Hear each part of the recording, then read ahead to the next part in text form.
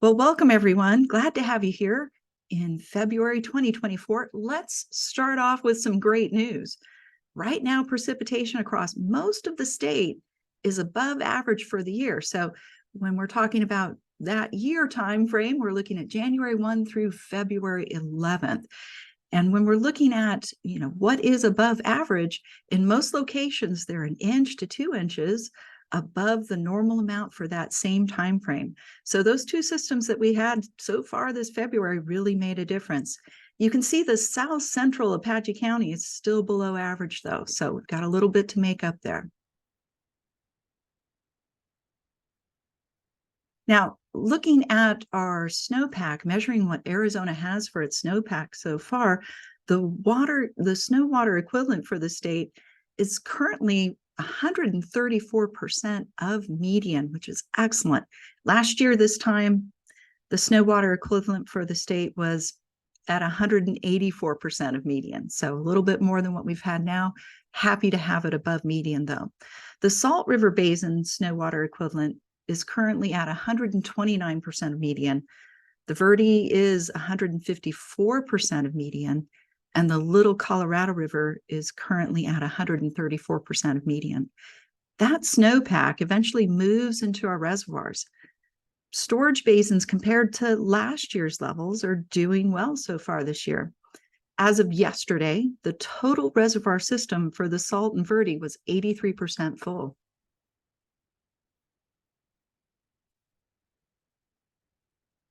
So let's all remember last December. Last December, most counties had their top 10 warmest December. So it's good to see that January started to cool off a bit.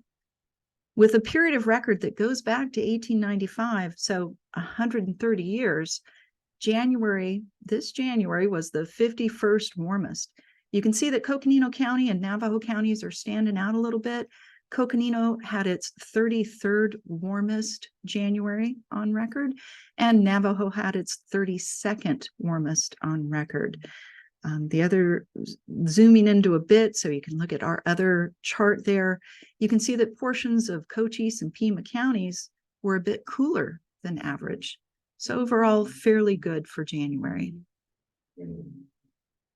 Now, precipitation, looking at that, December, going back there, ended up dry across a lot of the state, especially Mojave and Coconino counties. So it's usually great to see a month hit with above average precipitation. We like to see that. The big winners this January were Yuma, Santa Cruz, Pima counties, and Yuma had their 15th wettest January. Santa Cruz had their 22nd wettest, and Pima had its 23rd wettest January. So doing a little good down there in the southern area.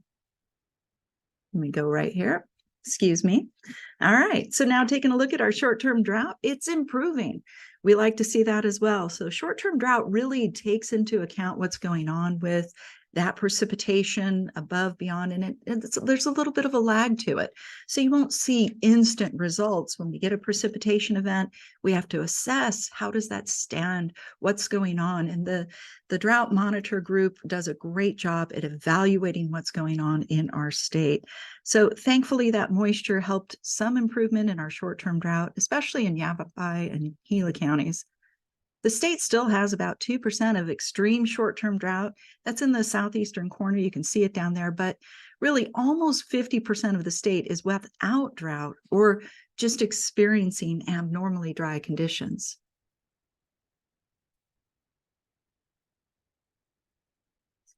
So then what do we do with our water year? When we manage our water in the state and in the country, it's evaluated based on a water year, and a water year is October 1st through September 30th. So looking at what we have now, October through January with our precipitation amounts, we can see that, we're doing okay with our statewide precipitation. There are some places that aren't, and you can see that when you're looking at Yavapai County. So overall, October to January precipitation's been the 41st driest October to January for the state. Yavapai County is at its 12th driest October to January. But go down and you can see those kind of greenish colors in the chart. And you've got Yuma and you've got Santa Cruz. They're landing in their top 40 wettest October to January's. Now, the state does take into account what happens with our temperature when we're looking at our long-term drought. Temperature plays a role because it makes the atmosphere thirstier, so we can lose moisture in that sense. So looking at our temperature profile, it was really warm last fall. The state had its 11th warmest October to January on record. So even though February's had some great events, if we're looking at the water year to date, I've got Arizona kind of outlined there. You can see that for the most part, Arizona's water year precipitation is below average. It's great in the southern tier, central and northern tier, not so much, still below average. And then looking at what our 8 to 14 day temperature and precipitation outlooks are telling us, it looks like we may end February on the warmer and drier side. We'll always hope for more precipitation. We'll always want it to be a little bit cooler and a little bit more moist, but we'll have to wait and see what's going to happen. Now, this is an interesting kind of setup that ENSO neutral is likely going to occur April through June is when it may trigger. So we're expecting to transition to ENSO neutral conditions this spring. And it might be a quick transition because there's a 55% chance that La Nina will start to develop this summer. La Nina events are statistically drier for Arizona, but you may recall last winter, that was our triple dip La Nina. And we were well above average last winter. So we'll just have to wait and see. So overall, we're kind of looking at what we're expecting and how we've been. 2024 started wetter than average, which is great. Short-term drought levels improved as a result. Moving toward ENSO neutral kinds of conditions and looking for La Nina to happen next. So that's a little bit of an overview. And I'd like to introduce our guest speaker, Cody Mosier. He is a great guest today. The National Weather Service, I put this chart in there. The National Weather Service operates 13 river forecast centers. And we're happy to have Cody as our guest speaker because he is in charge of focusing on the Colorado River headwaters for the Colorado Basin River Forecast Center. Cody's background, he has a PhD in civil engineering. He's been doing this for a while, so I'm very grateful to have his expertise here. So I'm going to stop share, and Cody, I'll let you go ahead and take over.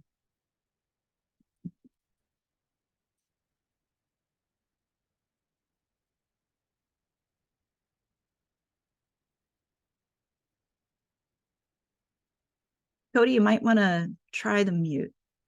Sorry about that. Oh, appreciate it. No worries.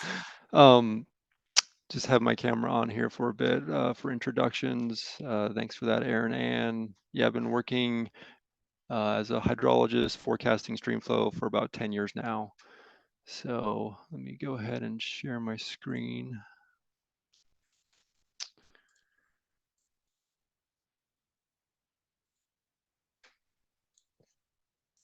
Are you seeing that okay?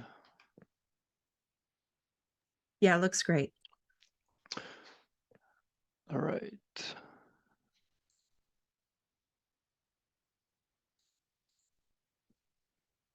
Don't know if I can get this full screen or not.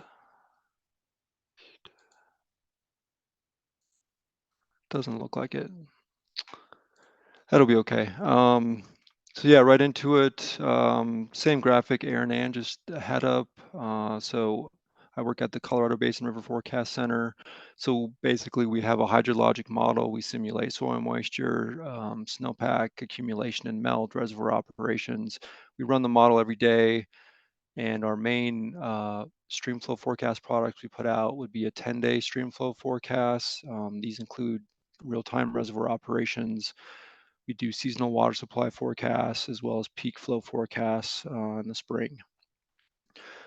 So that's a bit about what we do at the Colorado Basin River Forecast Center, CBRC for short. So today, just gonna get into talking about soil moisture conditions, reviewing precipitation, this water year, snowpack, our water supply forecasts, and then a little look at upcoming weather. So starting here with our hydrologic model soil moisture conditions, these were back in the fall of 2023.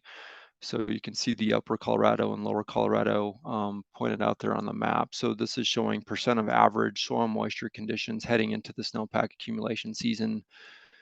You'll notice in the lower Colorado River Basin, orange and red colors indicating below average soil moisture conditions. We did have a good runoff year last year, but dried out pretty quickly and had a pretty poor monsoon season. So those drove the soil moisture conditions lower and below average across much of Arizona up into southwest Colorado, into the San Juan, Dolores River basins especially. And then as you move north into the upper Colorado River Basin, into northwest Colorado and southwest Wyoming, soil moisture conditions improve there compared to those southern basins. So they did see some pretty decent monsoon season moisture, as well as a pretty strong runoff season last year. So why is this important? So above normal soil moisture conditions typically lead to increased runoff efficiencies due to rainfall runoff or snowmelt runoff, and then basins with below normal soil moisture conditions, those would be areas that we would expect to see decreased or lower runoff efficiencies as that runoff needs to fulfill some of those soil moisture deficits, recharge that groundwater. So summary for the Colorado River Basin, soil moisture conditions improve from south to north. And then when it comes to the timing and magnitude of spring runoff, it's really a result of snowpack, spring weather, and these soil moisture conditions.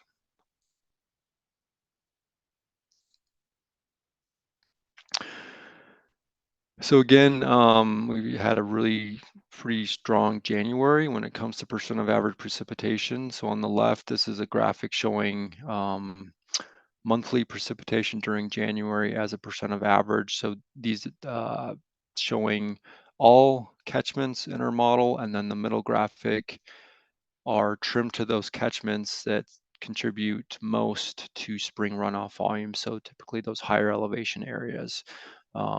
Gives you a little bit clearer picture of the most important areas. So again, January, pretty good, typically 100 to 125% of average across the upper Colorado River Basin. Not quite as much across Arizona and lower Colorado River Basin. You can see the numbers here in the table, this middle column broken down by watershed, typically about 80 to 110, maybe 115% for January monthly precipitation.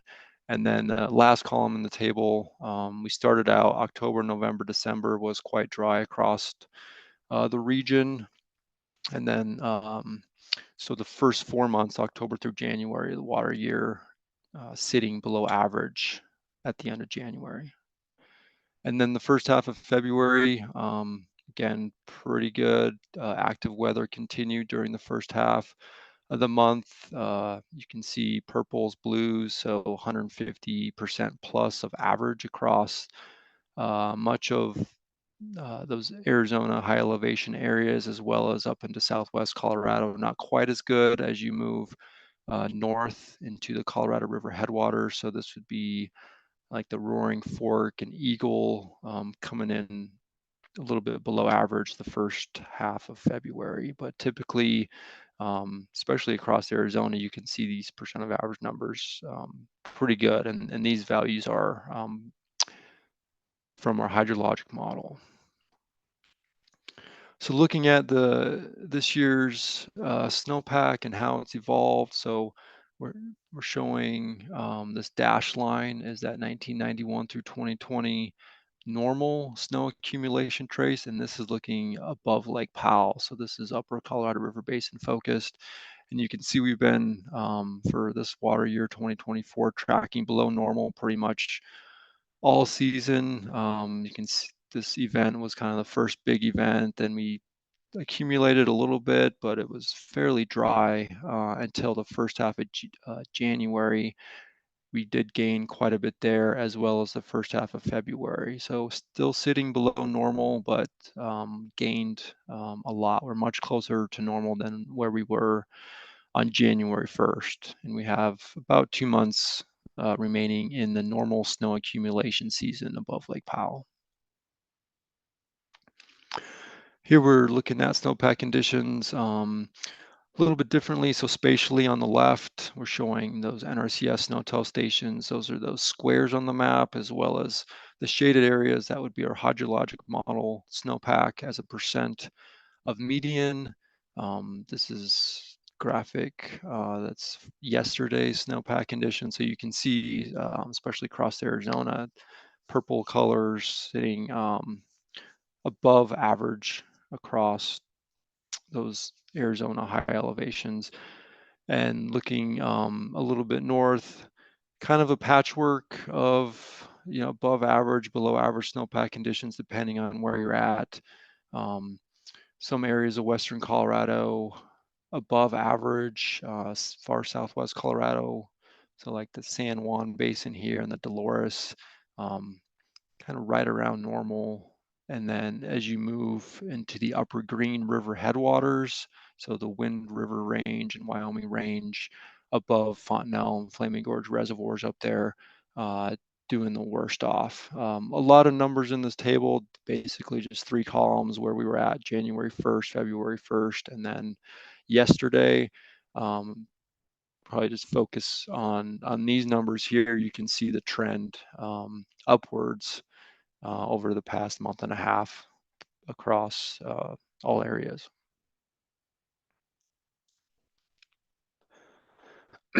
Which takes us to our February 1st water supply forecast.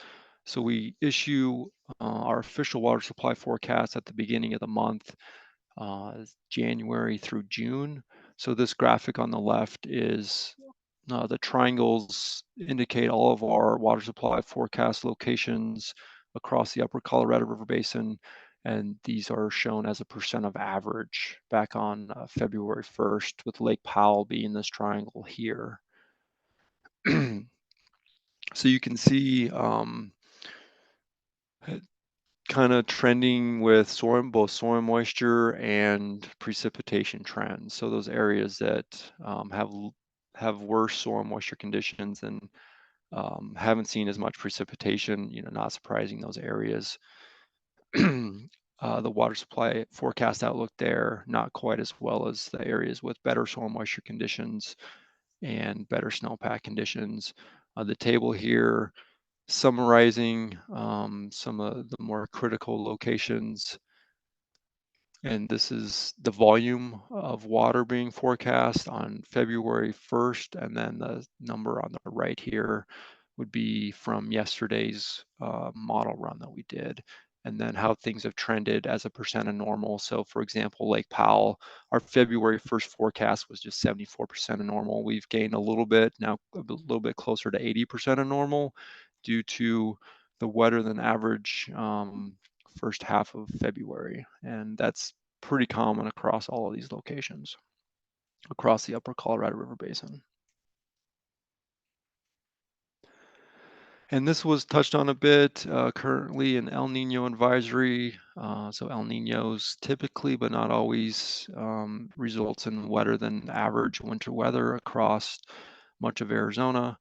And then you can see the probability. So currently El Nino, and then as Hernan mentioned, trending towards ENSO neutral, and then increased odds of La Nina as we get farther out into the forecast period.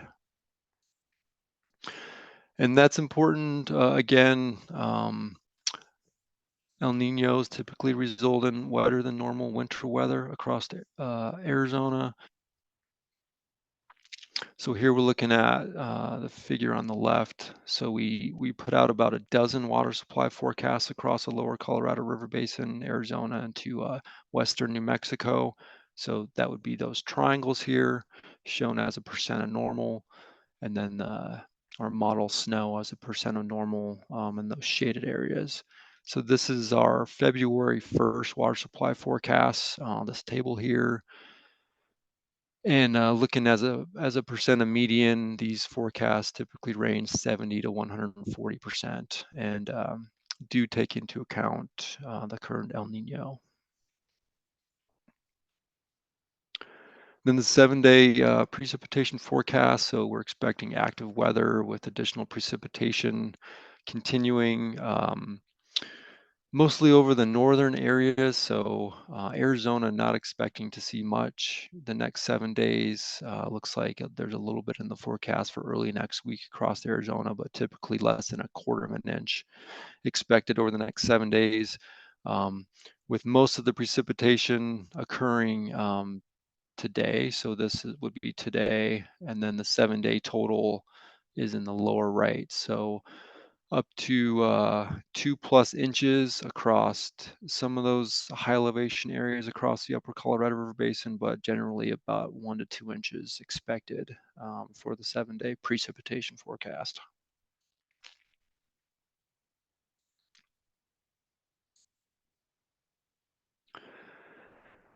And then some of these graphics were shown previously, but this is the 6 to 10 day outlook with increased chances of above average precipitation across most of the Colorado River Basin, and then expecting above average temperatures. And this is that February 20th to 24th timeframe. So a summary slide here, lots of numbers, lots of information. I'm not going to go over all of it. Can reference it later, but improvements, considerable improvements across both the upper Colorado and lower Colorado River Basin water supply outlook during basically since the first of the year due to an active wet weather pattern. The graphic on the right, this is our February 1st water supply forecast for the upper and the lower Colorado River Basins as a percent of normal. So again, water supply forecasts across the upper Colorado River Basin typically still sitting below normal, although again, improvements since the 1st of January and the 1st of February, and lower Colorado River Basin water supply outlook typically closer or even a little bit above normal given the wet first half of the month and the El Nino that we're seeing. So that's all I had for you. You can get in touch with our forecast office if you have any questions. There's an email and phone number here, and then a link to our webpage if you're interested in learning more about what we do. So that's all I had. I'll take any questions, or just open it up for questions, I guess. Thanks, Cody. Yes, if anyone has any questions, you can enter those in chat. But that was a really informative discussion. I really appreciate that. It's nice to see that it's a little bit, it was a little scary in the end of December, but we remember what happened at last December as well. We didn't start getting atmospheric rivers until that very end. So it was really January when we started coming back in last year as well. So grateful for that. We'll keep our eyes open to see what happens with our El Nino ENSO neutral, La Nina, going back to that. But I appreciate your time. Thanks everyone for coming. And we'll be doing this again next month. And our next speaker will be talking to us about the flood control district of Maricopa County and how those maps are made and how to get current information for your precipitation. So thank you, Cody. Thanks, everyone. Glad to have you